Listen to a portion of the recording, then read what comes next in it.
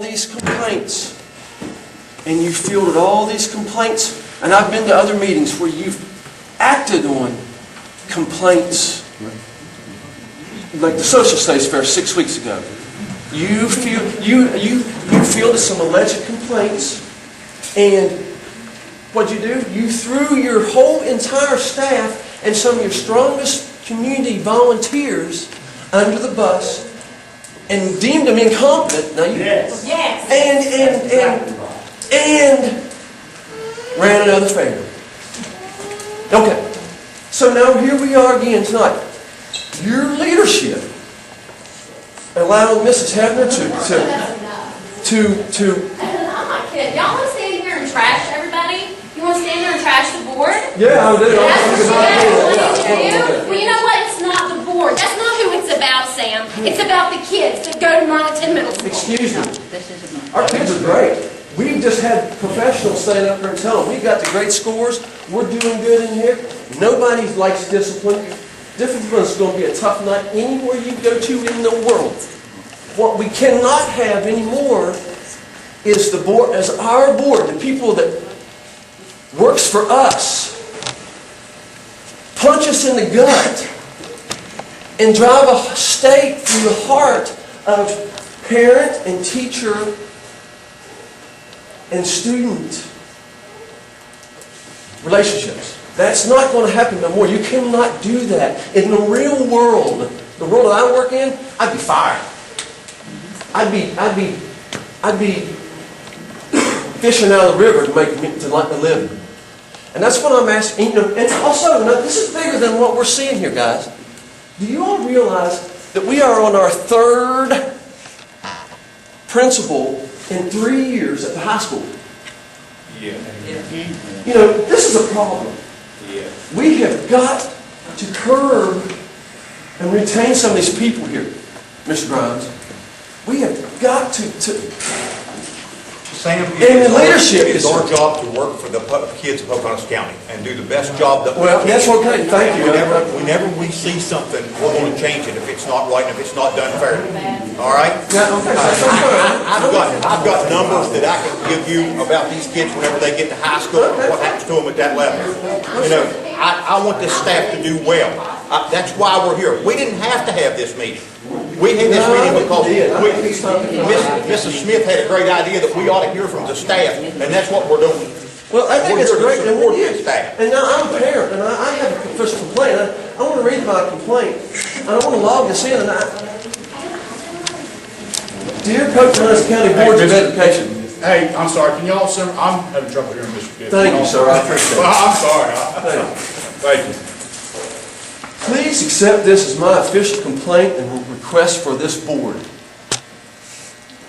Due to your most recent irresponsible and slandering comments and remarks about the students, parents, and staff at Monaton Middle School, I request that Emory Grimes and Jessica Hefner be fired immediately. I request that the remaining board members follow standard operating procedures to fill these positions soon and not disrupt business in our school system. Also, please note and add this complaint to the next agenda of regular scheduled Pocahontas County Board of Education meeting for follow-up discussion and action. And I want to fan this to Dr. Bechtel, who I really respect and admire. And I'm really, it's like a muddy stream. You know, when there's a pollutant in the stream, like upstream. And until somebody goes in and cleans up that mess and we get rid of the pollutant, everybody downstream is going to be breathing mud.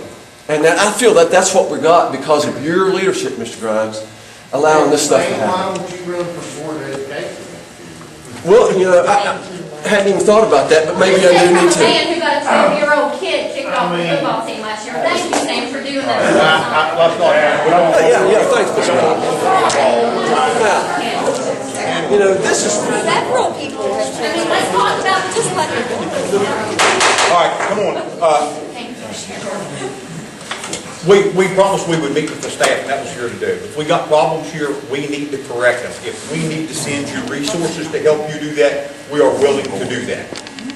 But we are all in this together. If Mornington Middle School fails, we all fail. And that's why we're asking the questions of the staff and Mr. Riley, because we want to know these things. Parents call us, and I get a lot of phone calls, and I know Jessica does, probably Joey do, that we never get because parents are scared to death that teachers will retaliate against their child. We hear that. But we hear that.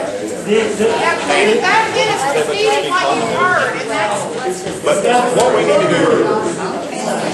what we need to do is get together as a staff and as a board, and if we can help Mornington Middle School in any way, if we can have something where the parents can come in and meet with us all, and we stop getting some of these calls. Mr. Riley, you can explain how you do the discipline.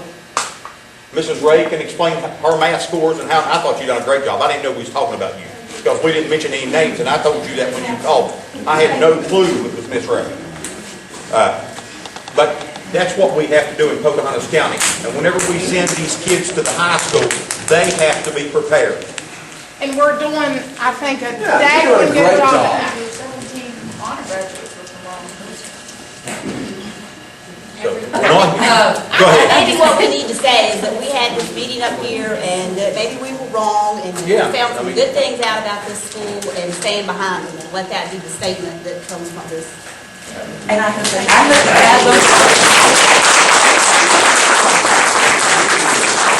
and that needs to go into the Pocahontas Times and or the radio station. I find it so disheartening that this staff, this administration, has had to defend themselves. I do too. It's I do amazing. too. Just totally agree. I wish I would have been the 26th phone call to compliment this Marlton Middle School. I have to go. When things are going well, people don't call you. You know, so the majority of the people that have kids in this school aren't going to call you. The people that are calling you are the people that don't come to the open houses. They don't communicate with their children's teachers. They don't teach their own kids. They rely on someone else to do the discipline for them.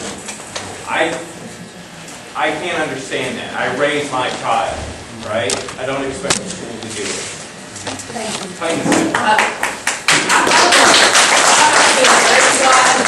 I'm very vocal now. I was very quiet. I have one question for you. Well, actually, two. The first one is, I would like a list of all of the problems you have with our school. If I have a problem in my classroom, I stand in front of my students and say, this is my problem I have with you. We need to fix it. How are we going to achieve that? I think that if our school is in such a disastrous mess, that we should have a list of the disaster problems so we can get FEMA in here to help us out. Secondly, there is a protocol in place, Mr. Grimes, and it should go contact the parent by the teacher. If that is not resolved, it then goes to the administrator, which is my boss, Mr. Riley. Then, if that's not handled correctly, it then goes to the superintendent, which is still currently Dr. Becker. And then us, as a team, decide the issue. My understanding is we haven't been following that protocol. So I think that if we're going to put these plans in place and to resolve issues, I can't fix it if it's not working. And I tell my 8th graders and my 7th graders that all the time. I teach 7th grade, I teach 8th grade. I see the growth difference. The one child that's been in on it has been in there every year for 3 years, came back, you send him back, I was immediately like, oh no, don't send him back. That's Mr. Riley. I took that child on not 1, not 2, but 3 trips on a school bus. He was the best behaved and had more fun than any other 8th grader there. Because he had matured. Not because of Ed, not because